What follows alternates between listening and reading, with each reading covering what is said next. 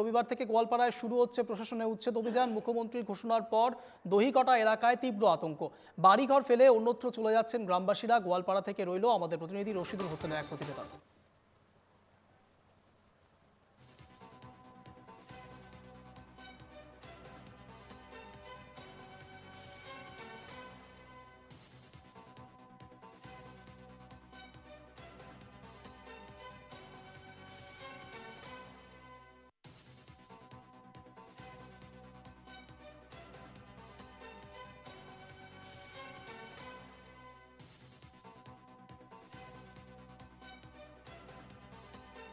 মুখ্যমন্ত্রীর ঘোষণার পর দহিকটায় আতঙ্ক। এই মুহূর্তে যে ছবি আপনারা দেখতে পাচ্ছেন, ফের শুরু হচ্ছে উচ্ছেদ অভিযান।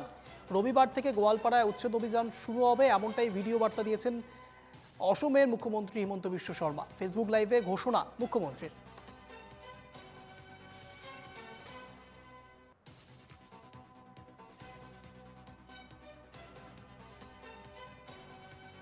গোয়ালপাড়ার দশভূজা দেবস্থান যে রাজক গ্রাম রয়েছে সেই গ্রামে রয়েছি, সহযোগী সঞ্জীবে দেখাবো। এই গ্রামেও কিন্তু উচ্ছেদ অভিযান চলবে 9 এবং 10 নভেম্বর দিন দুটোতে এই উচ্ছেদ অভিযান চলবে, সহযোগী সঞ্জীবে দেখাচ্ছে। আমি কথা বলতে চেষ্টা করব, স্থানীয় লোকজন রয়েছেন, কথা বলতে চেষ্টা করব। কি বলবেন, যে দহিকটা বনাঞ্চল রয়েছে সেই বনাঞ্চলের 1000 জমি খালি করা হবে, এই লোকগুলো থেকে এসেছিলেন এবং কি বলবেন? আজকে দেখুন, একটা কথা বলতে হবে যে আমার আসামের মাননীয় মুখ্যমন্ত্রী মহোদয় বলছিলেন যে মানুষ মানুষের জন্য, যে ডক্টর ভূপেন হাজারিকা দেবের একটা গানের কি দিয়ে সারা বিশ্বে মানবতা তুলে ধরবেন। কিন্তু আজকে আমরা দেখছি কোথায় মানুষ মানুষের জন্যে। এখানে দেখছেন, যদিও এরা বনভূমিতে ছিলেন, বসবাস করছিলেন, কিন্তু এরা তো এমনি এমনি আসে নাই। এরা নদী এদের সর্বোচ্চ হারা করে দিয়ে আজকে এখানে বসতি করছিলেন।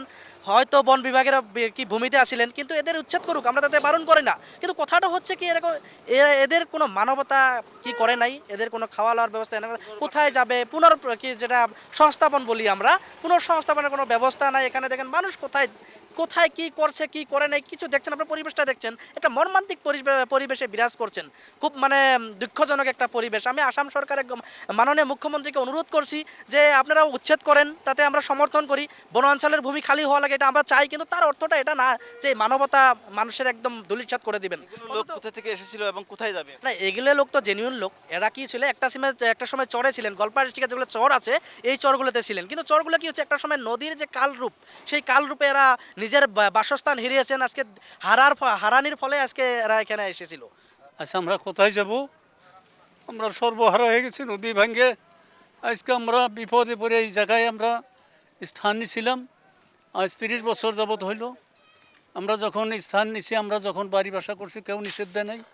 আমরা তখন আজ পর্যন্ত কেউ নিষেধ দিছিল না। এখন সরকারের থেকে হয়তো আমাদেরকে, এই জমি বনাঞ্চলের বলে আপনারা জানেন? আমরা আগে জানি নাই। আমরা যখন বাড়ি নিলাম তখন জানি নাই, এখন জানতেছি। এখন বলতেছে আমাদের, আমরা জানছি যে দশভূজা দেবস্থান, এইটুকুই জানা। পাকা ঘরবাড়ি ভেঙে তিনারা অন্য জায়গায় যে যাওয়ার ব্যবস্থা করেছেন। আজ দেখা যাচ্ছে খারাপ পরিস্থিতি এবং এই জায়গার লোক তিনারা ঘরবাড়ি ভেঙে অন্য জায়গায় যাওয়ার জন্য প্রস্তুত হয়েছেন। সহযোগী ক্যামেরা পার্সন সঞ্জীবের সঙ্গে আমি রশিদুল হোসেন, NKTV বাংলা।